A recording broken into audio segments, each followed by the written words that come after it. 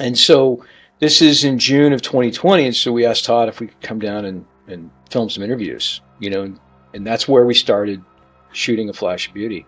Mhm. And literally one thing led to another. And shortly thereafter, we were filming with Tobe and Daryl.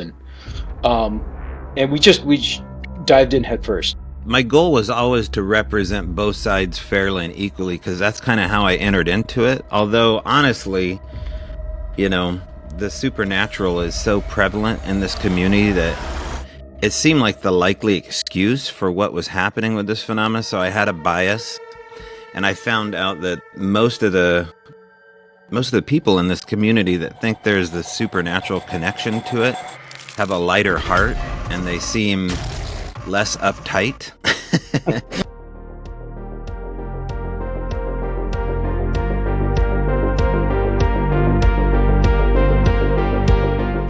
Generation X Paranormal.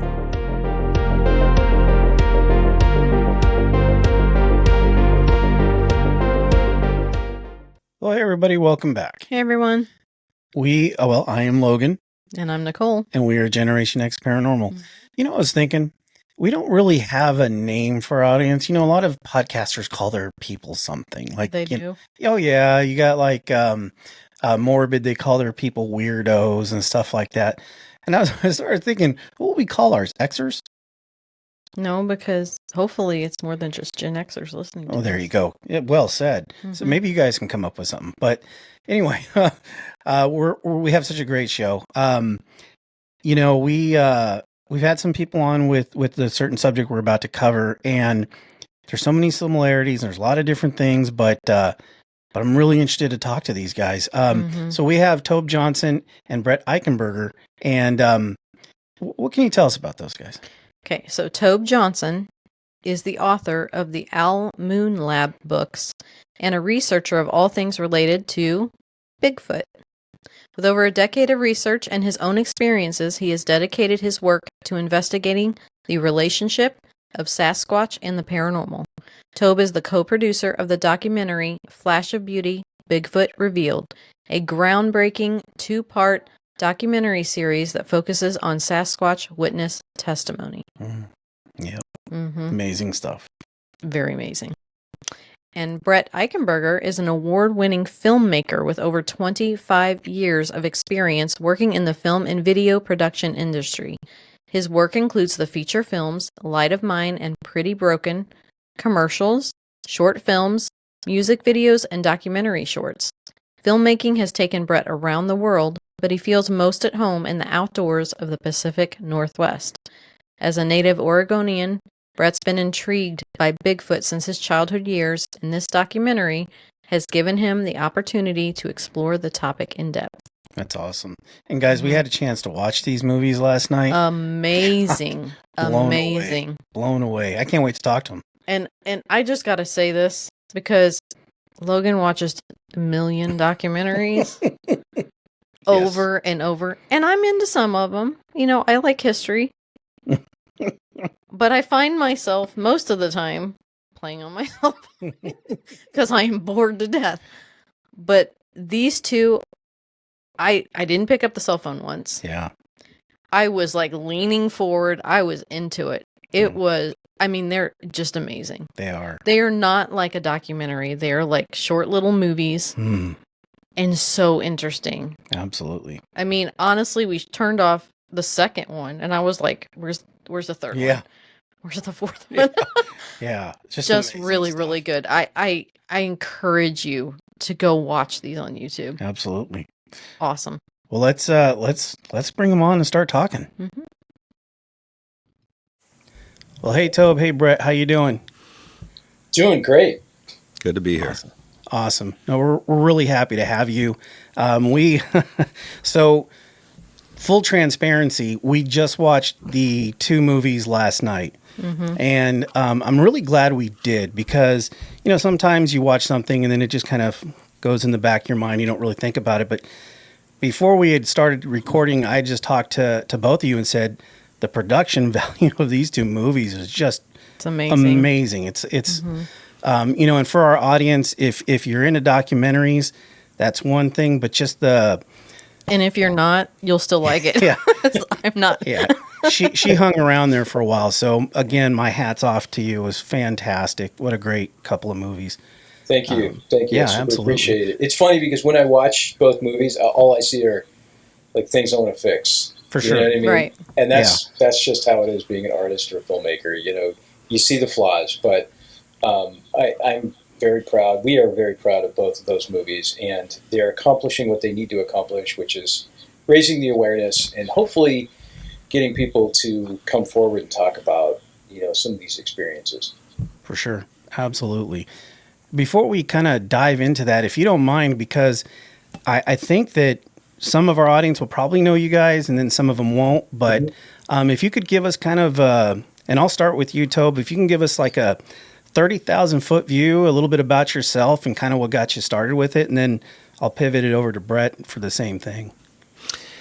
Well, so for me, it started in the forest of the little town of Springfield, Oregon, where I was intrigued by the mystery. Different reasons, probably typical reasons that people have heard before about a young man's fantasy with things that go bump in the night. But fast forward from 1974 to around 2004 time frame. I found a trackway with my son, unbeknownst to us, in the little town of Springfield, Oregon, which got a larger question started with what if this phenomena actually exists? I'd never really sat around the campfire and heard legit stories about Sasquatch. So I kind of had to insert myself into these people's lives and say, hey, this is some evidence that I found in the little town of Springfield, Oregon. Do you have evidence? And it turns out that there's a lot of people that do have experiences and plaster cast and things to show you, but it's this ever-present ridicule factor that gets in the way. And so I just started mustering all these witnesses together, and one little bar up in the McKenzie River outside of Springfield, Oregon.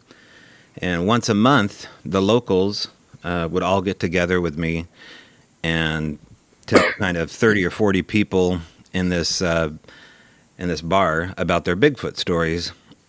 And that really took off. And so once I found out that this phenomena, had this wide variety to it, that's when I really became fascinated. It wasn't just roadside crossings. It wasn't just people seeing it from afar. These were varied experiences, and they got, strange really quick. And so that strange quality to this is probably where we'll talk a lot about the supernatural and paranormal connection to this. 100%. Yep. Yeah. So that was my interest, is hearing these stories, chronicling them however I could, and then eventually having my own experience. Yeah, it's and I'm sure this will be something that resonates probably throughout this whole conversation, and it does, I would say, with the majority of our shows where the paranormal, one of the things that we like about it the most is that it affects every walk of life, every single person. Doesn't matter religion, location, any of that stuff. Well, maybe a little religion, but for the most part, it impacts every walk of life. But yet, for some reason, it's still kept real quiet. Nobody really wants to bring it out, and it's unfortunate because I think for those who have those experiences, they're not really having the full human experience of what they could be. And that's my personal opinion. But then anyway, yeah, and I think just to add to that real quick, I think that's a Western thing. Yeah. I mean, obviously, other cultures it's part of it. Paranormal's part of their culture, and they accept it, and they live with it, and it's just the way it is.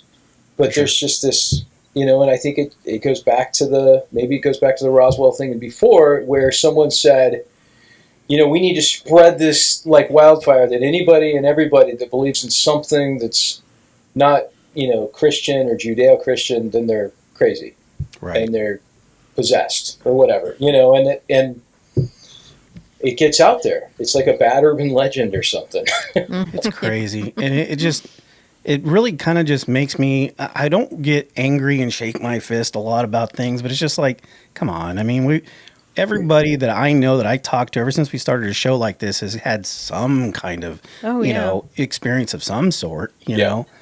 But Brett, same question. What kind of got everything started? Man, I got started as a filmmaker literally as a kid. My dad actually did those like 1980s infomercials, like in the middle of the night, like. Yeah. It's kind of embarrassing, but at the same time fun to admit.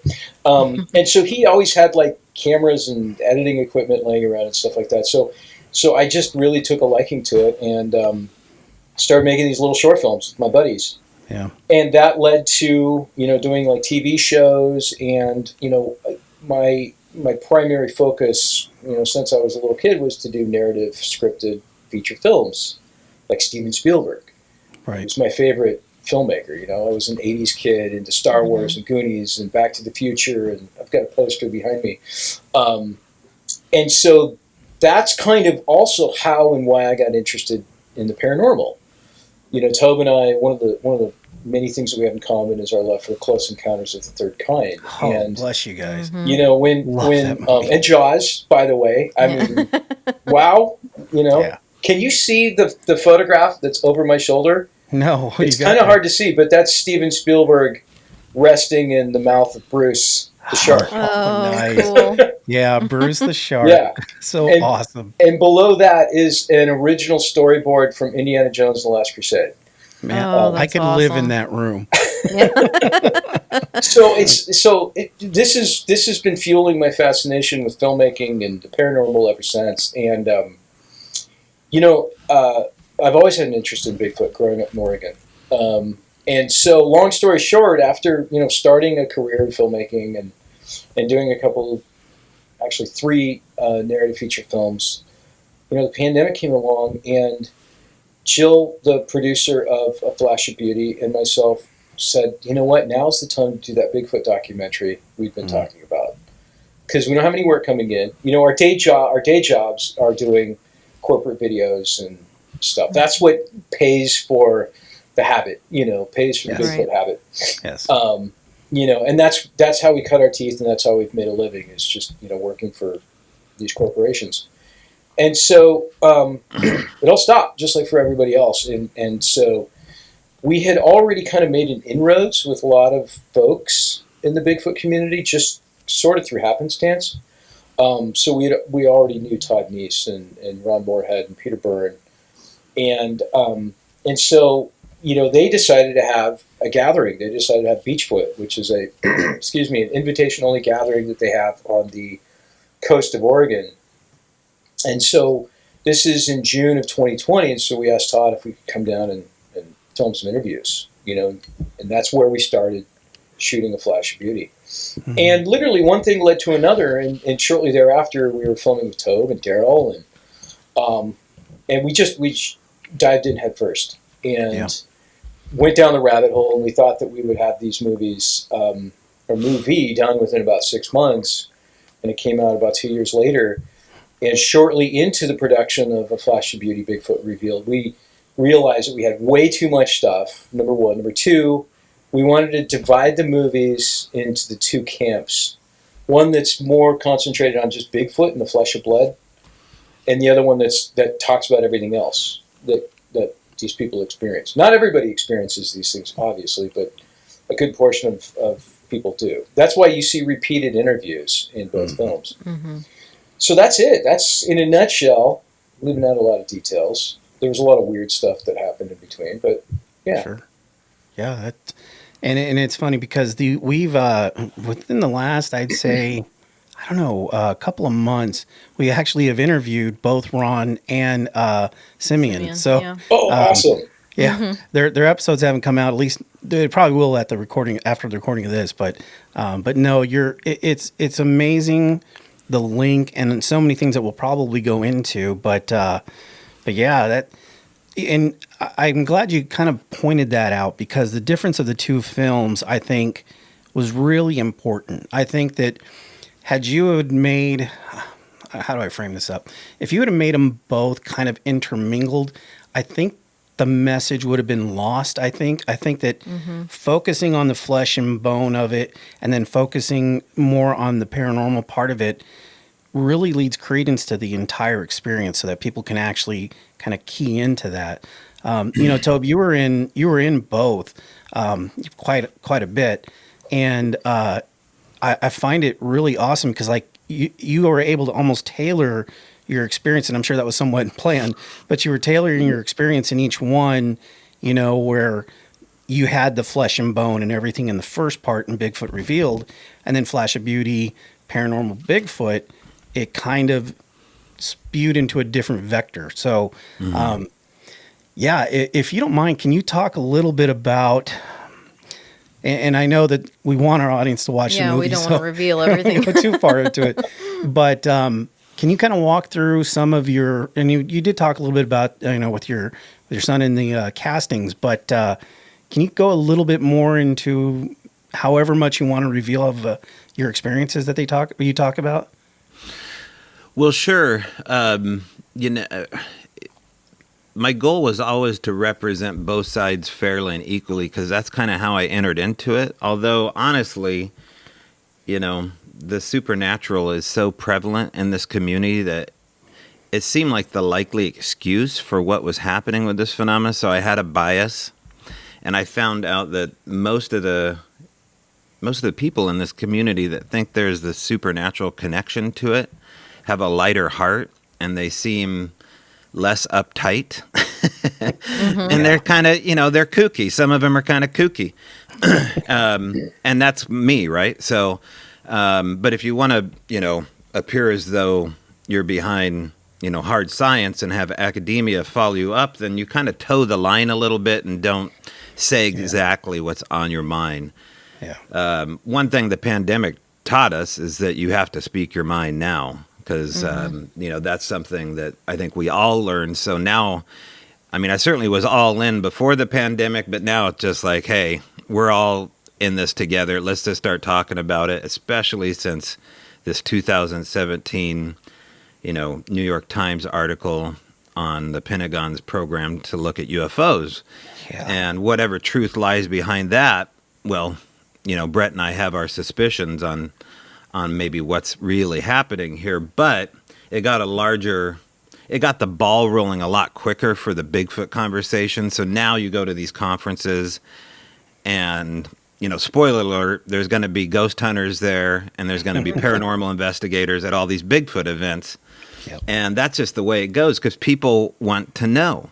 And so when it came to this documentary, it just had to be represented on both sides of it clearly. And, I had already written up a book about the subject matter, about this place I call the Al Moon Lab.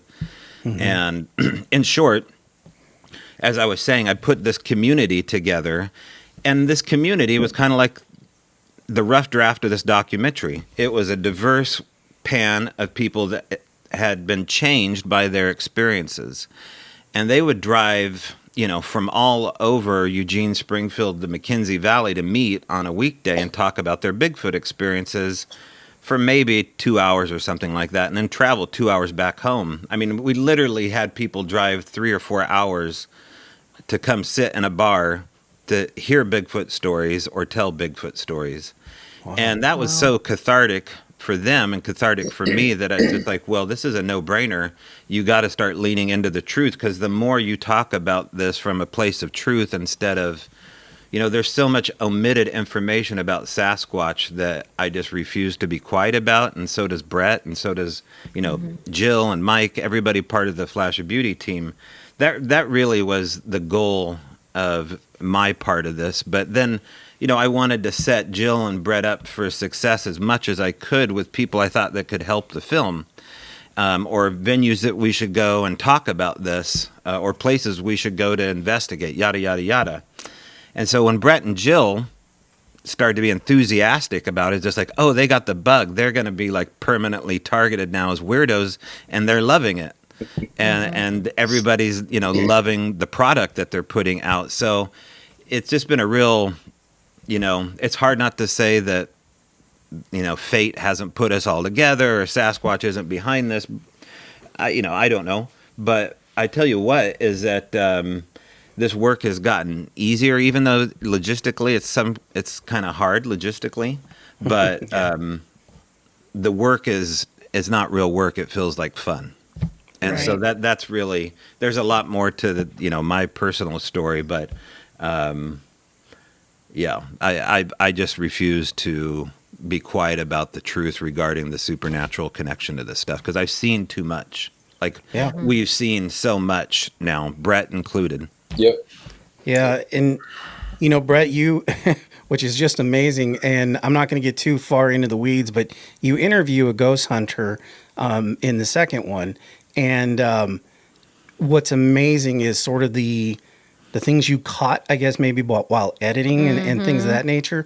Again, I'm not going to tell too much, but I have found that, especially in speaking with Ron Moorhead and with Simeon, everybody kind of has that same experience. Now, of course, Ron's recordings will keep you up at night. Yes, they that will. Stuff scared the heck out of me. But I guess basically, Brett, what I find really amazing, and I'm sure it was somewhat of a challenge, was to try to, you take Tobe's experiences and everybody's experiences, and as a filmmaker, to try to capture the essence of what's going on, not to try to make it too, because you watch a lot of paranormal shows and everything's all about the scare factor and, scare the crap out of people, put butts in seats and there's some popcorn and have a good day. But to do that and captures the emotion that Tobe had, and that a lot of the other people that experiencers have had, and yourself as well. What were some of those challenges? Like, did you know immediately how you wanted to frame that up to get that? Because your two movies have a tremendous amount of soul and heart to them, which is really difficult to do, and it does resonate. So, did you find a lot of challenge with that? Yes and no, because you don't. What's nice about working on a scripted narrative film is that you know what you're doing. You know what's on the page. You're using your screenplay as a blueprint, and you know where the emotion needs to be, because you know the stakes. And you know the obstacles that the character needs to get through in order to reach that super objective, if you will. Mm-hmm. And so here, what we know about these individuals that we talk to, and if I could call them characters, but they're themselves. Yeah. What I know about them is I know that they want people to take them seriously. They want people to know that what they've seen is real. Harold and Cody at the end of the Paranormal Bigfoot were two very good examples of just that. Mm-hmm. And so the emotion portion is tiered in a way. Number one, some of that comes from the fact that I've trained more classically as a film director, and so I know that the emotion is going to really help keep people involved in the film. And so, because it really helps to paint a picture of a real person. You get what we call three dimensions. You don't get these, in the business we call wooden characters, where you just kind of feel like this individual is a puppet or something else. Right. And so that's how we frame our questions. Number one. Number two is that, it's important to make these people feel comfortable, because what they're doing on camera is huge. It is very, very difficult. It's not easy. Very vulnerable. Very vulnerable. And a number of these individuals have never been on camera before. And then you have somebody like Daryl Wilson, who is probably one of the most emotional interviews. But Daryl had been telling a story to anybody and everybody that would listen. Right. He'd been practicing, in other words. So and he was so great. I mean, he was just, that interview was one of the highlights of my career. We had no idea what to expect, but so it's kind of framing, it's getting to know people, it's building trust. It's very difficult for us to, and we've done it, unfortunately, but it's difficult for us to just show up and then a half an hour later, we're filming. We like to just kind of chill with folks and really just kind of like break bread and find commonalities and get to know their experiences more. And like you said earlier, keep it loose. This is a movie. It's not real life. You know what I mean? Right. If this is too difficult for somebody, then I'm just gonna stop. Sure. We've had Right. that. We recently spent a few days with somebody to get an interview. They really wanted to get to know us, and by the time those few days were over, they stopped and said, "Look, I need more time. I'm going to do it, but I need more time." Sure. And we're like, totally cool. Yeah. Because we want the truth to come out. That's at the end of the day, it's all about authenticity and truth. I am willing to go to bat for each and every single one of these people, with no exception, in Yeah. these films. I will back them up 110%.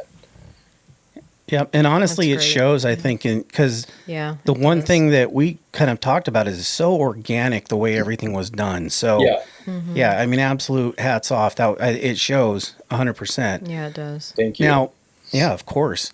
Thank you. So, I guess kind of pivoting to again, we want to make sure that everybody watches, but these paranormal experiences, and it's amazing because watching the second one, well, I guess I just Flash of Beauty, Bigfoot or Paranormal Bigfoot. It's amazing how many parallels in speaking with, because before we had talked to you, we talked to Ron and Simeon before that, and the parallels of all the different, I guess, paranormal experiences when they're having these experiences is just tremendous. But Tobe, if you can kind of talk a little bit about, and I know you're very passionate, that's kind of why I want you to kind of pivot on that. You're very passionate about the paranormal part. The link with Sasquatch or Bigfoot or however you want to say it. What are some of the, I guess, paranormal phenomenon that's witnessed or seen by a lot of the experiencers? Well, chief among it is the addiction to the phenomena itself and chasing after, that monkey on your back and hoping that you'll have a second shot at a visual or an interaction. But it really is that interaction part that I think people are really chasing out, because there's something indicative about what they are, who they are, is connected to what we are and who we are.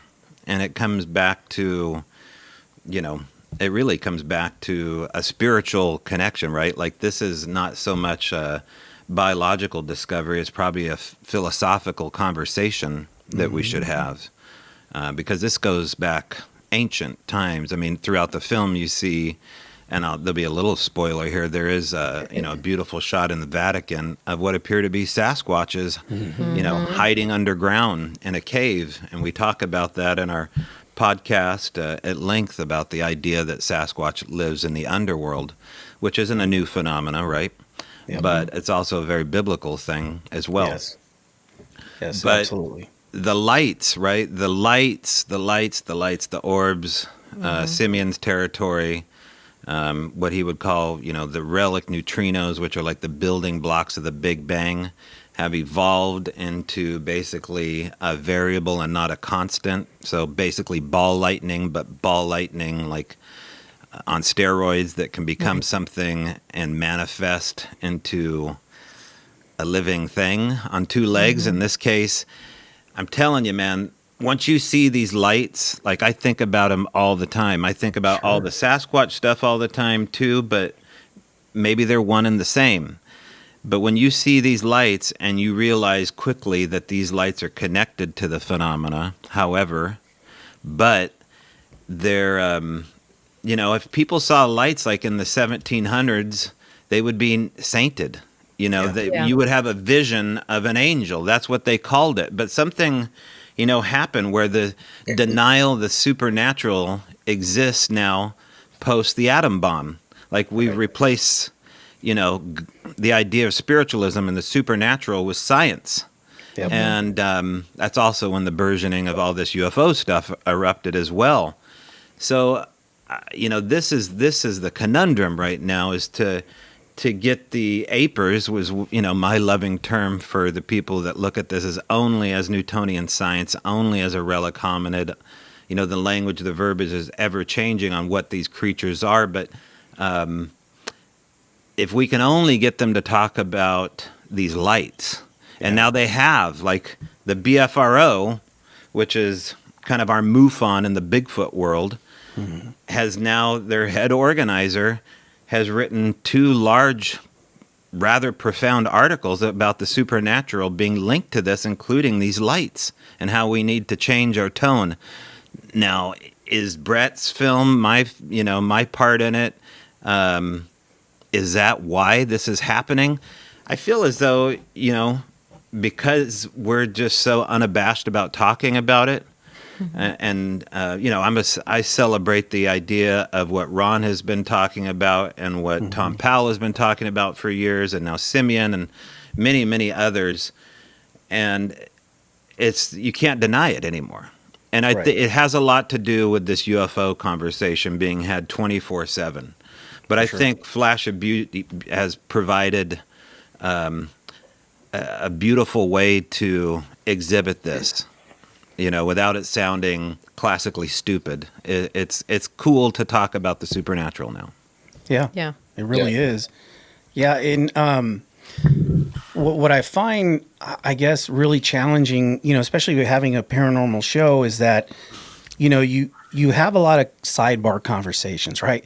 You'll have an interview with somebody, and then when you click off or when you walk away or however it is that you do it, whatever medium you use, there's always that sidebar. Well, we found this, or this was another thing. And I'm like, should have talked about that because it just sort of goes underneath. And, Brett, with what you did, I got to think that this might be the only two documentaries, especially the second one, that actually sheds light on that, at least at that level. I think I may have seen a few, gosh, I don't know, very, very small, almost like what's the show we used to watch all the time with Robert Stack? The name escapes me. Unsolved Mysteries. Yeah, Unsolved Mysteries. Yes. Okay. I think there may have been one about that, and I think they may have kind of talked about it, but it wasn't like, this is a very real thing. Yeah. And, Brett, the second one's amazing, and you talked a little bit about the end, and wow, what an experience. Definitely not something I want, to give away, but that experience, it leads so much credence. Like you said, those two individuals, they certainly weren't looking for that, and to happen upon that and the experience that they went through. I think it's fantastic that you were able to kind of shed a light, no pun intended, on that experience. How did that, as a filmmaker, how did that have, and I'm sure it had a profound effect on how you were doing it, but how did you approach that, knowing it was such a significant experience? That's just what, it's so funny. I just got the chills, like, big time, thinking about it from head to toe. Yeah. And which doesn't happen as much as it used to. I got to admit, you know what I mean? But I just completely got the chills. The interesting story about that is we did a screening of a Flash of Beauty Bigfoot Revealed in Bandon, Oregon, and which is ironic because I'm headed back down there in a couple of days for an unrelated reason. But we did a screening down there. Stan Avery, who's in our first film, he has the braided beard. Oh yeah, he lives down in Bandon. And so we went down there and we interviewed him, and he suggested that we come back at some point and do a screening. And so we did, and we had, Stan is known by everybody in town, and he's beloved. Of course, he's their plumber as well. So right. We did this screening. We had a great turnout, and we had a woman approach us at the end of the screening, and she said, "There's a story that you've got to hear. My husband was involved in it. It's just, you won't even believe it when I tell you." And we hear these all the time. And there's not one story that's more important or less important than the other. They're all amazing, and they're all different, and they all tie into one another. So I said, I don't want to miss anything. So I said, sure, yeah, let's talk. And we didn't have the time at that point, so we did a phone call. And when she relayed the story to me about what happened, both Jill and I were on the call, and our jaws hit the floor. And we're like, there's no way. So she introduced me to Harold, and I gave Harold a call, and Harold told me the whole story. And I could feel the truth through the phone. You know what I mean? Yeah. You can just, through the nuances, you can tell, how someone tells a story. And I just knew that it was real. And so I said, Harold, listen, we're going to do this. We're going to come down there, and we're going to film this. We're going to get you and Cody. And it was a question mark as to whether Cody was going to participate or not, because his wife was pretty spooked by it, understandably so. Sure. And Cody had come from a religious background too, and so there was a little bit of kind of like, they're a little skittish. And so we went down there and we met them. We had a wonderful time. We could have stayed there for a couple of days. I mean, they were so inviting. We really got to know. It's funny. Anytime and every time we film somebody, we feel like we've picked up a new family member. Yeah. Right. And that's how it's supposed to be, right? Absolutely. So we had this time, and just like being in these places where these things have happened is like otherworldly, because you just know that something so profound happened in this spot that, like, if Harold and Cody would have gotten like footage of this or evidence of this, it would change human history. That's how profound it is. And that's a crazy thought. What's interesting about that was, and this isn't something I've talked publicly about, but Mike Ferry is the cinematographer. He's the lead cinematographer. And Mike and I typically will shoot 2 cameras on everything. On that particular interview, and I knew at this point we had enough of the film finished and shot that I knew this was going to be the ultimate ending of the documentary. I just knew it. And so we really pulled out all the guns for this one. And so he shot one camera, I shot the other camera, and I lost all my footage. Oh, really? Like, this never happens to me because I'm a pro. I back up. But everything from my camera completely disappeared, which is crazy. And I was like defeated. I couldn't believe it. And I was able to put what we saw or what's in the end of the film together with just what Mike shot. Heartbreaking. That doesn't count the stuff that we shot with Jose. I didn't lose that footage, thankfully. But everything with Harold Cody, I lost that second angle. That is so odd. I was like, no. And you can always reshoot things. Still. Well, what I find, I guess maybe, and I'm sure you may or may not have put that together, but it's almost like there was a reason behind it. Yeah. And that happens a lot. Right. Especially with like, and I'm going to pivot to Tobe a little bit on this because I think you've said it in a few of the times during the 2 movies, but the paranormal experience where you get battery drain, you get, the noises, the lights and everything. But yeah, it's just funny because when you said that, Brett, I immediately, the first thing that popped in my head was like, well, that was what they wanted you to do. They did not want that particular part of that story to come out. Yep. Because obviously, not giving too much away, there was a very hastily leaving of the scene. So there was obviously something that didn't want to be seen or talked about. But and just to interject real quick, just to build upon that. So in our film, we feature. I don't know if you guys watch The Secret of Skinwalker Ranch, but Oh yes, we do. Eric Bard and Travis Taylor, of course, are in there. And so when we filmed those 2 interviews, we actually found out that the guys, the production team was staying at the same hotel as us in Vernal, Utah. And so we ended up hanging out with them one night. And they were celebrating one of the crew members' birthdays. And, we got to talking to them about all kinds of weird stuff. And, these guys, the camera guys, they're from Hollywood. They do these shows. They go from this show probably to another reality show, right.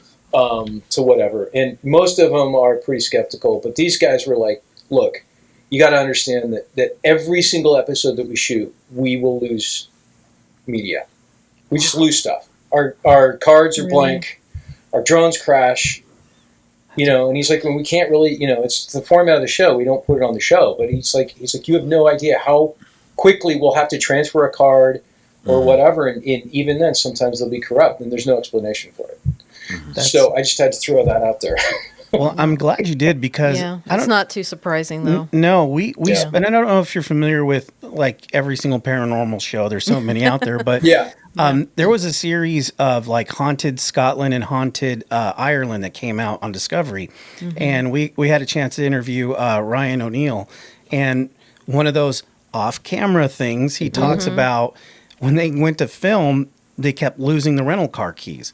Like, yeah, they were been hidden. Right, they'd been hidden. And they got them back like 2 days later. Yeah, or exactly. something, when it was time to leave. Yeah, I guess it just outed Ryan's story. But anyway, yeah, it's just wild to know that exists at that level because, these guys, like you said, they're professionals. So they're going to keep going and keep doing what they do. But to have something like that happen, you're just kind of like, okay, the heebie-jeebies are in, but let's roll the camera. Yeah. Well, what I liked about those two interviews is, they're on Skinwalker Ranch, so they're seeing all this stuff. But I think they looked more dumbfounded looking at that footage. Oh my gosh, yeah. Than they did with the Skinwalker Ranch stuff. Like they just didn't seem to have any words. Yeah, that footage. Eric was beside himself. Yeah, you could tell. Yeah. And we sat there. So what's and I'll quit talking here in a second, I promise. What's really interesting is, so Eric Bard is probably the hardest working man in show business. He is like, who was telling me this? I think maybe it was Travis was telling me this. He's like, Eric will pop open a Monster and he'll pour it in a glass, and then he'll pop open a 5-hour energy drink and pour it into the Monster. Oh, man. And so I kept cornering him in corners. So I was like, hey, man, I want to show you this footage. I want to get your reaction. It'll take like 15, 20 minutes. And he's like, cool, I know. And he's thinking what everybody else is thinking, that it's something that you can't see, it's a blob, whatever. Right. And he says, look, I've had like 3 hours of sleep. They were shooting the show at the same time. And he's like, I got to get back to the ranch. The ranch is like 40 miles away from where we are, maybe 30. And he goes, I told you I would, I will. It's 9 o'clock at night or 8 o'clock at night or whatever. And so we pull him into this room where I've got everything already set up. I said, everything's set up. Just sit down. I'll show you the footage. We'll film it. 3 hours later, Eric finally leaves. Wow. Yeah. It doesn't surprise me because and it shows a lot in the film, his level of just awe. Yeah. Which rightfully so. Yeah, rightfully so. Again, not giving too much of it we away, don't want to give but that part away. that situation, folks, you just got to watch the movie because it'll blow your freaking socks off. But we've heard it before from Miguel. Remember? Yeah. Oh, yeah. That's his. Yeah. Yeah. Yeah, and I'm going to break the proverbial cussing egg because I have to, because it's what we said. But my exact words when we were watching this, I'm like, holy shit. And I don't do that a whole lot. I don't, with watching as many paranormal things as we do, you get a little desensitized, it's like, okay, same thing, big deal. But that was just scared the crap out of me. You should have Barb Shoop on your show and talk. I'd love to. Yeah. I mean, she is, and there's so much credibility behind her too, because I was just the compassionate and the things that came out, and I'm so glad you captured that because the conviction in her voice and what she'd experienced. You're like, if I was in that position, that's exactly how I'd have been. Yeah, but just crazy. Yeah. So, Tobe, if you don't mind, I want you to go ahead and kind of expand a little bit more about some of the similarities of your traditional ghost hunting and all these different things that have these paranormal markers, for lack of better words. What are some of the parallels that you and the experiencers and everybody, and even yourself, Brett, that kind of can correlate with all the other paranormal, we'll just call it verticals, for lack of better words? Yeah, I just want to go back quick to Eric Bard, and it will get to your point as well here, but I think it's an important voice to talk about because he's not a Bigfoot guy, right? Like he's immersed himself with a science background looking into this anomalous place, which is, a power spot. And this is where Sasquatch seem to really like to hang out. Maybe that's why they move the way they do. Maybe that explains why some of these government buildings or, churches are in and around these areas, because they're already coalescing the supernatural or the paranormal there. And this is, Sasquatch likes to hang around strange places, including these power spots. And they've had Sasquatch stuff happen in the Uinta Basin, including Skinwalker Ranch. But one of the things that Eric brought up in Utah when he spoke last year at this event called Phenomenon. If you get a chance, go. He'll be speaking again this year, I'm sure. But this stuff gets under your skin in a way that it gets personal with you. The phenomena notices people. It notices your family. It notices what you're doing. And it's kind of neutral. Like, it doesn't seem necessarily bad. It's bad because it's so unexpected and you can't control it. And sometimes you can't, there's not enough, holy water in the world to get rid of this stuff sometimes. Like, it sticks to you. And so Eric Bard, brought up something that I was profoundly moved by from the Al Moon Lab. And each character, each witness in the documentary is, affected by, especially Barb Shoop, is these things will, in a way, communicate with you directly through your electronics. And so this is where a lot of things have been missed, is people reviewing their electronics and looking for what I would call digital layers. And in these digital layers, i.e. my webcam, your headphones, Brett's Bluetooth, within one of these layers here, and we've seen this happen on conference calls in live time where the phenomena will interact. Like last time Brett and I and Jill did one, all the lights went out, and it seemed like it was directly related to what we were talking about. So, but smartphones, right? This little device right here is a type of Ouija board, whether people want to admit that or not. 100%. It spells, it communicates just like it. It's a modern day Ouija board. And these things the supernatural will use it. That's what I'm putting Sasquatch in the category of. And in Eric Bard's case, it directly communicated with, I believe, like a webcam or something that he was working on and spelt the message in the static for him to read. Now, this happened to us at the Al Moon Lab, but not with a digital artifact, although it did happen with digital artifacts. But they actually used like a homemade Ouija board that we had made and spelt a message out from basically a statement that I had made on this homemade Ouija board.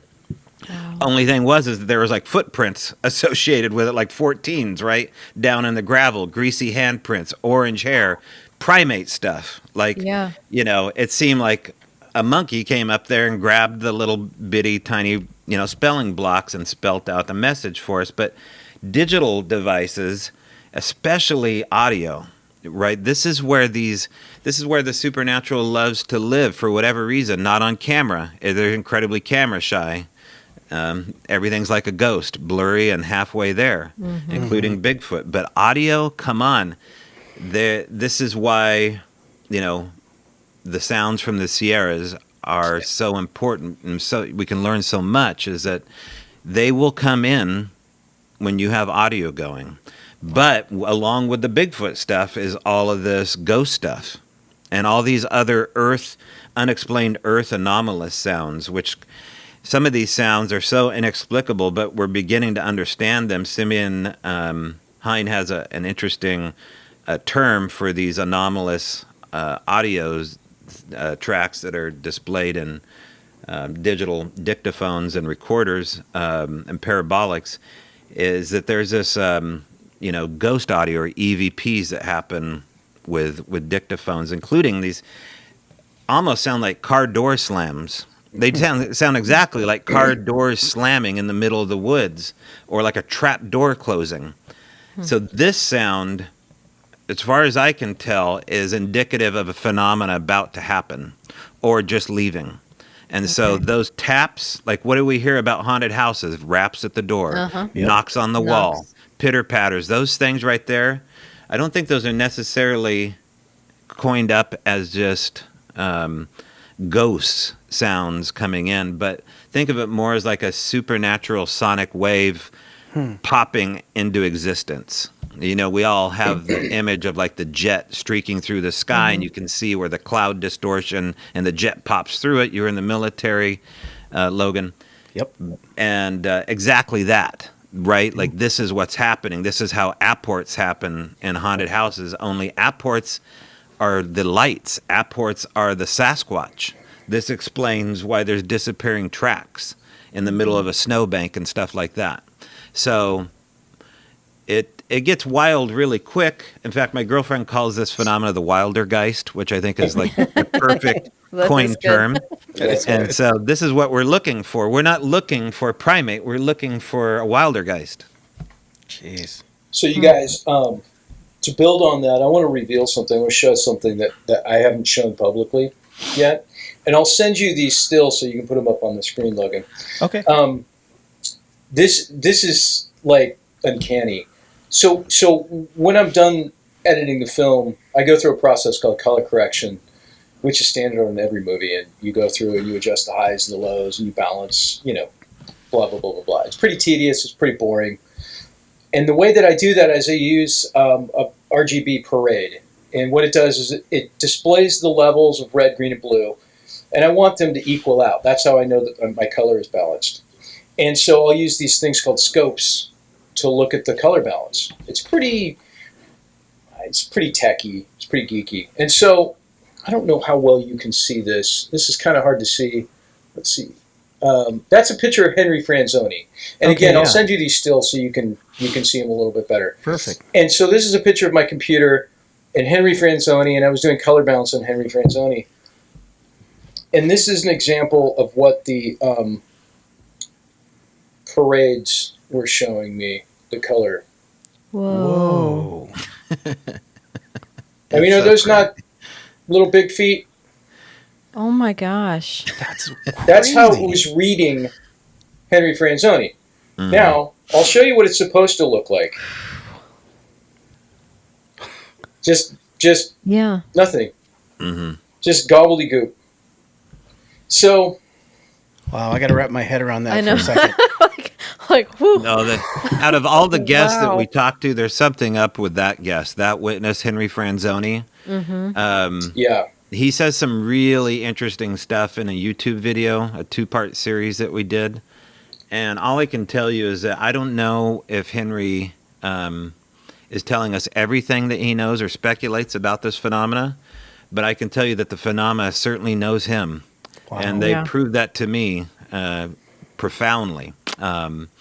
And so for Brett to get that as well, there's something going on with that guy. And you meet these kind of people where this is like the tuning fork effect. Like you hang out with Henry, you're going to have action. You hang out with me, it's probably just going to be you, me, and a Coors Light on a tailgate, and that's I'll that's it. take that too. That's You know that's what I good, mean, yeah. right?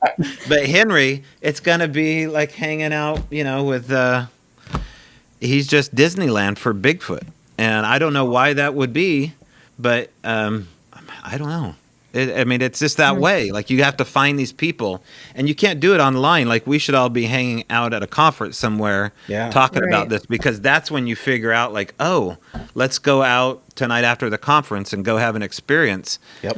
And that's how you build on this stuff, is person to person. Yeah. Yeah. Or if you're Daryl Adams, you get hit by lightning and it's Right. weird. Yeah. Wow. Man, I got to admit, Brett, Oh, yeah. that is just holy crap. I guess kind of a question I have for that is especially when you're editing and you're doing these things and you find stuff like that, and even like, say, Ron Moorhead's Sierra Sounds, where they're talking back and forth and you've got the headphones on and stuff, and you're right in there. Do you almost feel like you're living that experience while you're doing it? I would imagine it's kind of hard sometimes to separate the filmmaking and the art process to the emotional, or maybe they're just sort of kind of tightly wound, and maybe that's why your films are so good. But yeah, is it part of like the experience that kind of you're kind of right there? You have to be, and you have to be in narrative filmmaking too. You want to immerse yourself in that world. You just want to eat, drink, sleep. Those characters' lives, the world in which that takes place. Whether you're stepping on set, or you're, at the Al Moon Lab, because, at the same time that we're filming a documentary and trying to get information on camera, we're researching. Yeah. So I'm listening to Tobe's microphone as he's talking, and I'm also listening to the forest for wood knocks or other strange sounds. So yeah, no, you're right. You're right in the middle of it, and knowing this phenomena, sort of. you know that the phenomena sometimes likes attention. And obviously, you know, we've got an example of that. You know, that interview that we shot with Tara was shot at the Owl Moon. And we got something that was extraordinary. We had no idea what it was until we interviewed Simeon Hyde. Yeah. And found out that it's most likely has to do with microball lightning.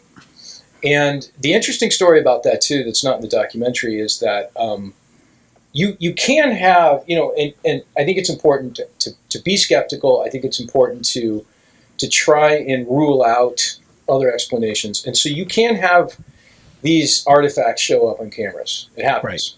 Right. You know, a lot of times they will materialize as like a dead pixel or something like that. And right. I was just about to say that because, like, with digital, there's like a pixel flare out or white out and stuff. So yeah. Yeah, and so what you can do is you can do a thing called black shading, and it rebalances your sensor.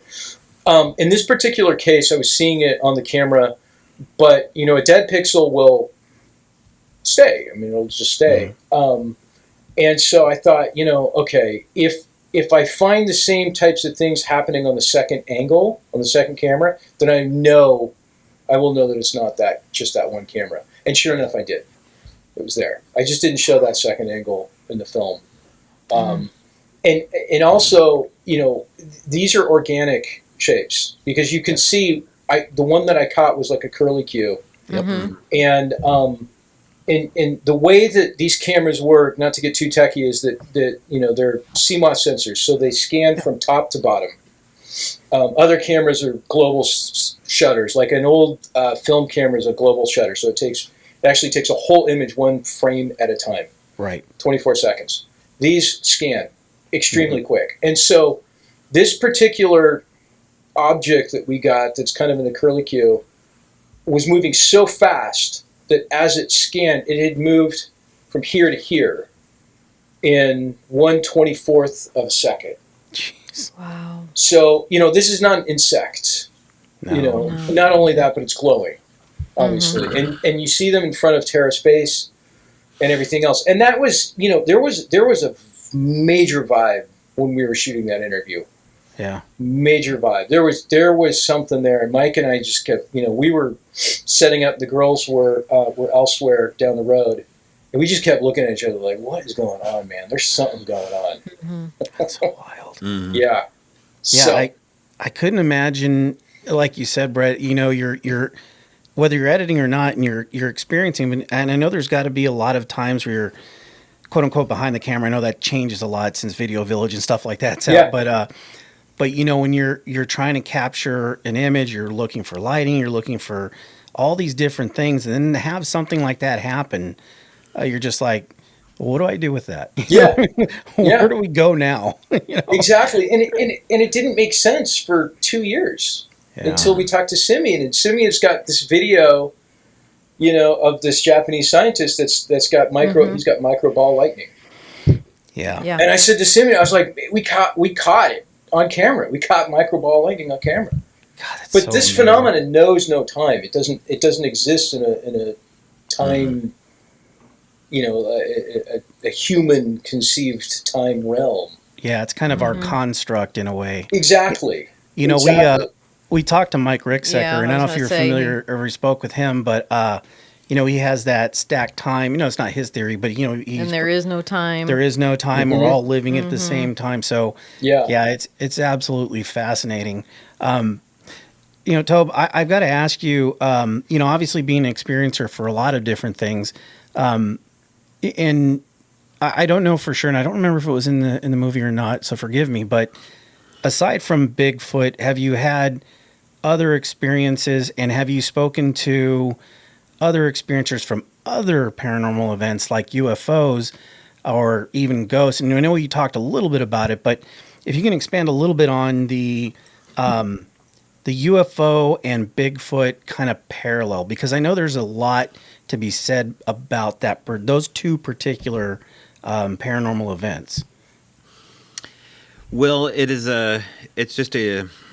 an ecosystem where they all exist, and you have a baseline. Bigfoot's the baseline for me, but a lot of these experiencers, you know, I kind of vacillated between what the Bigfoot community calls our Bigfoot habituators, people that, live with the phenomena at their house, basically. In this case, it was the first habituators that I talked to was a mother and daughter by the name of Autumn and Sally Williams. Autumn Williams and Sally Shepard, mother and daughter.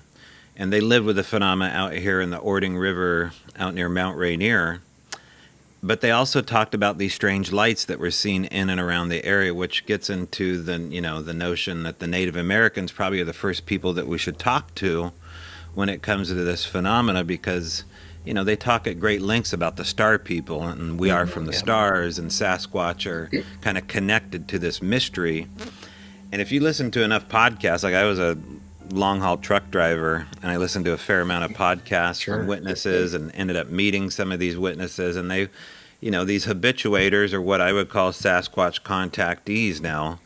There's this crossover between UFO experiences and Sasquatch experiences, but some of the editing room floor footage that Brett is sitting on of some of these witnesses we have also seen ghosts in proximity to Sasquatch encounters.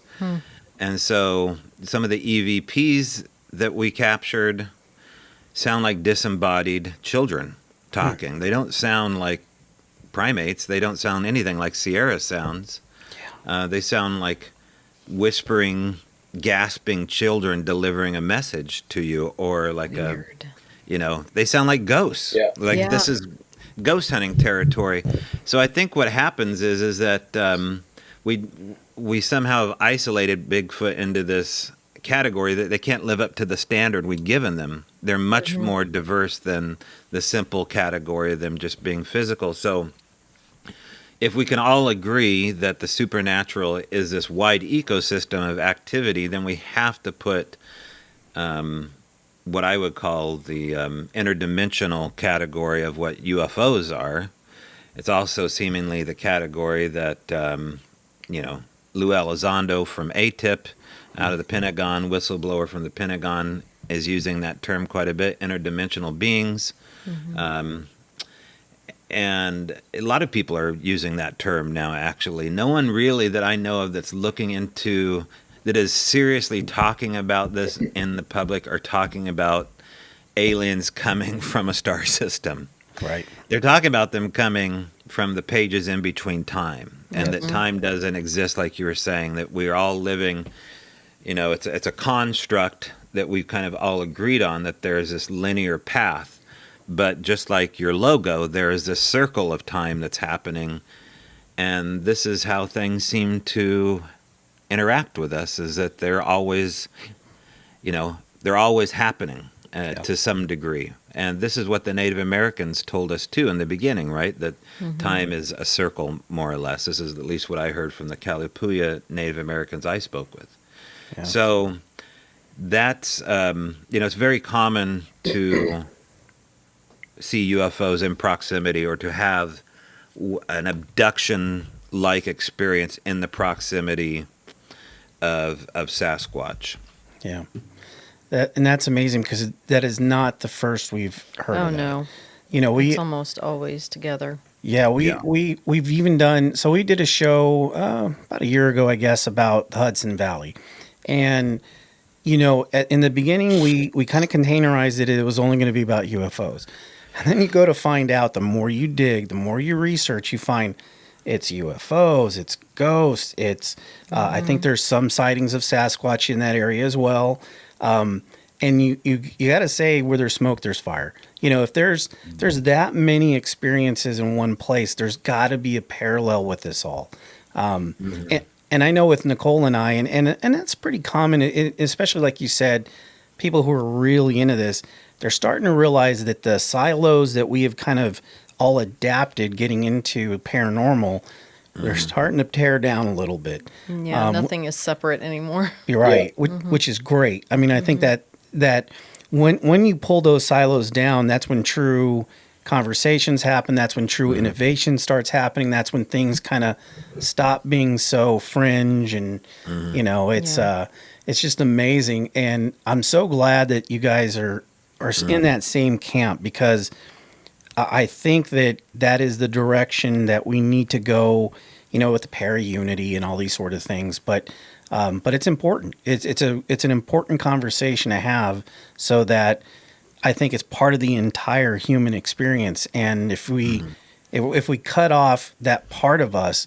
that's such a, it transcends time, it transcends culture, it transcends all these different things that we're just depriving ourselves, every single day. But of course, that's just me. But that's kind of my feeling behind it anyway. I mean, we'd have a little bit of work cut out for us just based upon the community that is in charge right now, or like there's perceived power going on with who's in charge of this message right now. So we have to be a little louder when we go to these conventions and introduce ourselves with, excitement and humbleness, but also kind of an authority on what the truth is, and speak, about these witnesses that have been marginalized.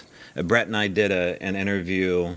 I guess I won't say which one, but it was out of the country, up north. We'll just say that. Okay. And the DJ actually kind of put Brett and I on notice that what we were talking about was a form of not only dangerous speech, but it should be censored and sanctioned by the government or the province, I guess. Yeah. And I was so shocked by that.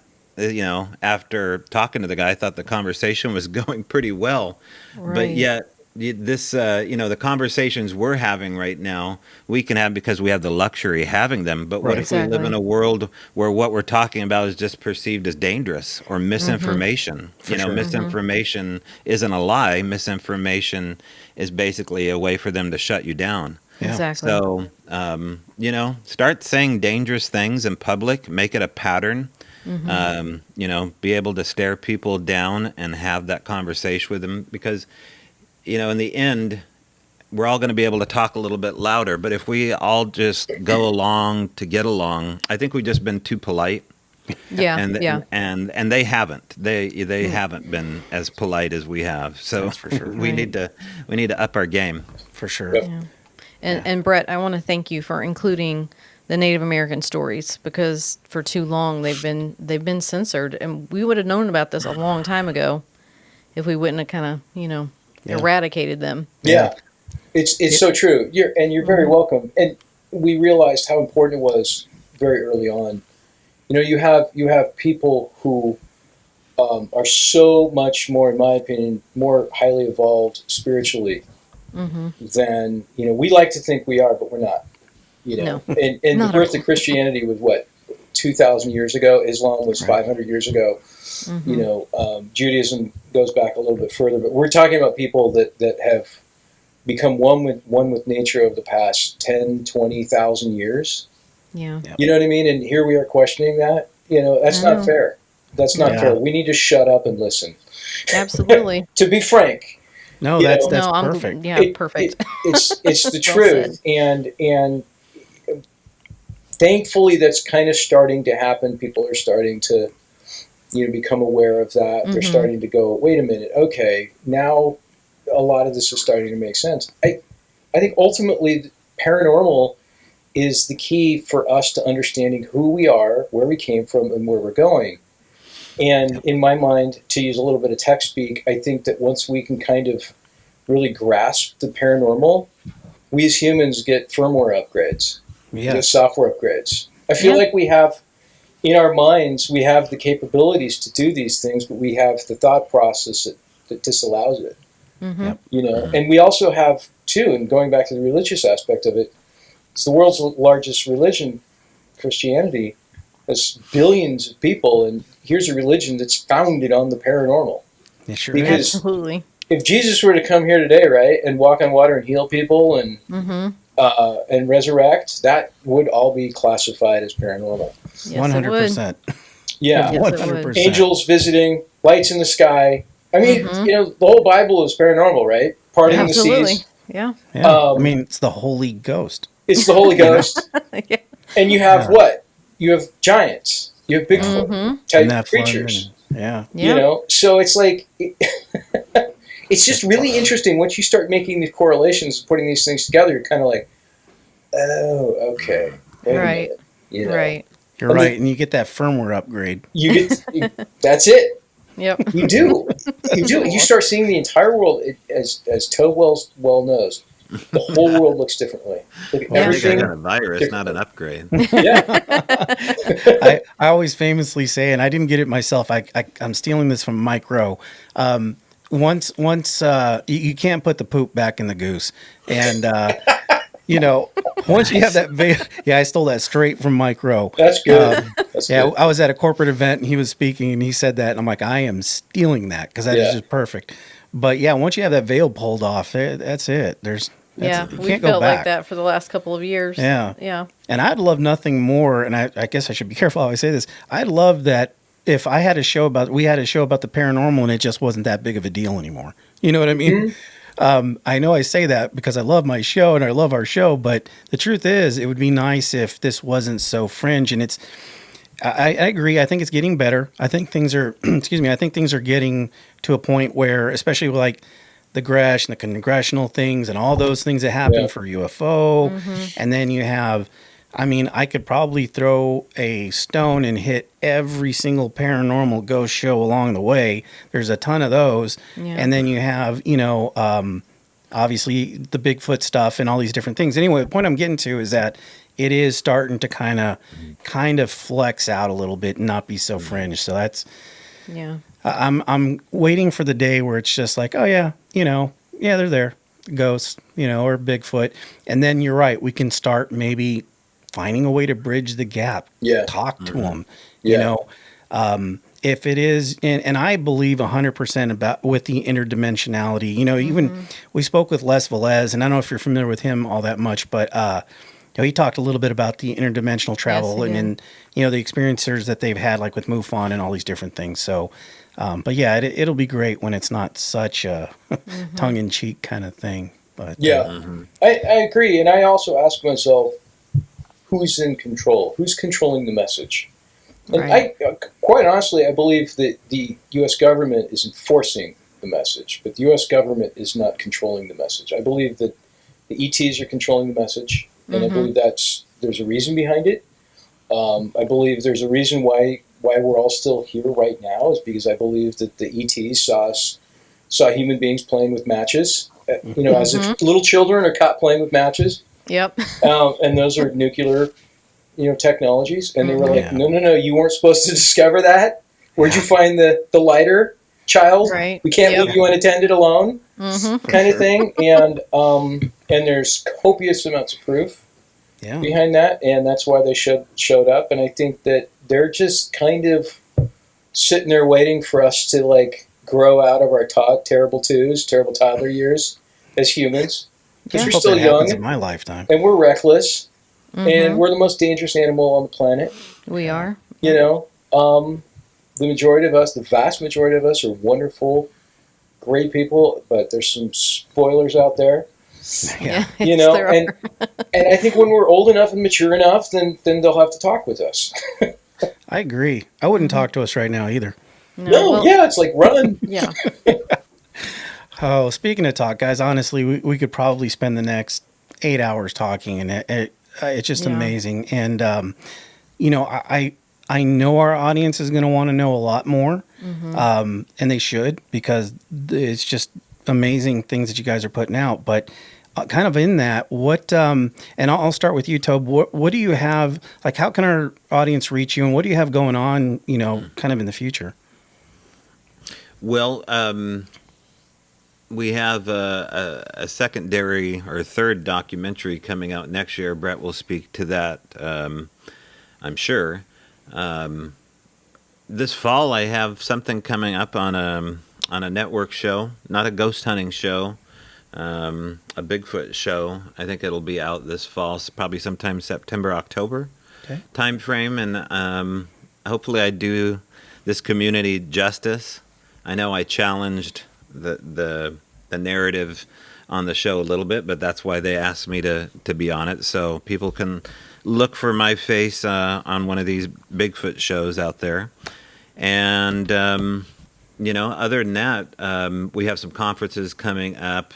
We'll be together kind of as a team, and a little place called Oak Ridge, Oregon, for the Sasquatch Summerfest coming up in July. And then I'll be at a thing called Galactic Fest sometime in August time frame down in Longview, Washington.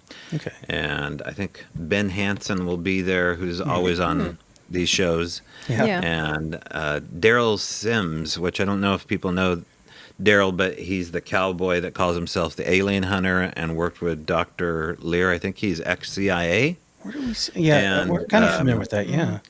It was really Daryl Sims, and I'll have to talk to him about that. It was really Daryl Sims that kind of awoke this Sasquatch thing in me, because he's such charismatic speaker, and he brings around these little implants that are embedded in people's skin, and showcases them during his presentations. Wow. And so it'll be interesting to have a couple days with him at a conference and talk about this stuff. But we've got a few things coming up, but nothing pressing this month. Okay. Great. Awesome. Brett, Mr. Director, where can we go? Where can we find you? And obviously, Flash of Beauty, Bigfoot Revealed, and a Flash of Beauty, Paranormal Bigfoot. But what do you got cooking? Well, we are now working on the documentary of the Sierra Sounds. Awesome. So that will be out at some point next year. It's been a challenging documentary, but we're telling the stories of all the men that are still alive. A few of them have passed, unfortunately, but we're working on that right now, and that's been exciting. We've already been down in the Sierras for a while. We're hoping to get up to the camp at some point. So that's happening. We've got a YouTube channel, which you can find. It's at A Flash of Bigfoot, actually, is the name of the YouTube channel. But you can type in A Flash of Beauty and you'll find it. And what we're doing is we're putting out all of the raw footage from these interviews. Because there's too much gold. We can't, it's a travesty for us to leave it on the cutting room floor. It doesn't do anybody any good. We're not hoarding this stuff. We want people to see it. We want people to listen to the entirety. We only wish that we could make some of the movies longer. But I would encourage everybody to check that out. There's something for everyone, as the comments say. And Tobe is featured on there quite a bit. Every Thursday night, Tobe and Jill Remensnyder, the producer of Flash Beauty, do a live stream for about an hour or so, and there's a live chat and whatnot. So come on and hang out with that. And we kind of go through some news and different sightings and whatnot. And so... that's pretty much it. Just a lot of travel in the future. And there's some other things that are cooking that are kind of sort of secret right now. But I'll just let you guys know that it's going to be good. Oh, I don't doubt it. Yeah, not at all. Yeah, I don't question it at all. Yeah, that's awesome. And again, guys, thank you so much for coming on. Thank you so much. Thanks for having us. Oh, absolutely. Out of the park show. I knew we were going to have a good time because after watching those two shows, I'll be honest with you, like I said, kind of at the top, it's not that I don't get moved anymore by certain paranormal things. I still do. Things scare me and all those sort of things. But I got to admit, and this is not just lip service. Those two documentaries were just amazing. So thank you. Thank you very absolutely. Much. But on that, guys, thank you so much. And hopefully look forward to having you back on once the secret stuff is done. And absolutely. The Sierra Sounds, because I haven't talked to Ron as well. I mean, those Sierra Sounds are just wow. They scared me. I'm not gonna lie. At least the one where wait till you hear the whole talking story. really fast. Oh, I don't doubt it. I'm sure. Amazing. I'm excited for that. But anyway, guys, thank you so much, and we'll talk to you soon. Okay. Take care. Have a good night. You too. Man, what a fantastic interview. Yeah, it was a lot of fun. Yeah, those guys. I mean. We talked about it in the top of the show. Those two movies, A Flash of Beauty, Bigfoot Revealed, and A Flash of Beauty, Paranormal Bigfoot. Like you said, it's not like any documentary you'll see. They're not, and definitely watch them in order. Yeah. So do the Bigfoot Revealed first, and then the Paranormal Bigfoot. Absolutely. You'll be glad that you did. and I wish we could have gotten to more of the like specifics, but we definitely don't want to ruin it for you. Yeah. Because it just, you need that first impression of watching it on the video. And what an impression. And after you watch it, you need to come back and listen to this, and then you'll be like, oh yeah, oh yeah, oh yeah. Exactly. Because right now it's going to be a little confusing if you haven't watched it. Yeah, speaking in encrypted ways. That's funny that I said encrypted ways. Keeping it at least a little undercover so you guys will watch it. But yeah, what a great time. And at least for me, the second one especially, jaw hit the floor. Yes, several times. Yeah, there are some things that happen in that are just phenomenal. And you will recognize a few of the guests on the documentary from our show. That's right. That have been on here and spoke about the same types of things. So that's kind of cool as well. Yeah, it really kind of hammers it home a little bit. But anyway, guys, thank you so much. Let us know if you liked it. If you're listening to it, follow us, leave us a review, hopefully 5 stars. And if you're on YouTube, of course, like, subscribe, all those sort of things.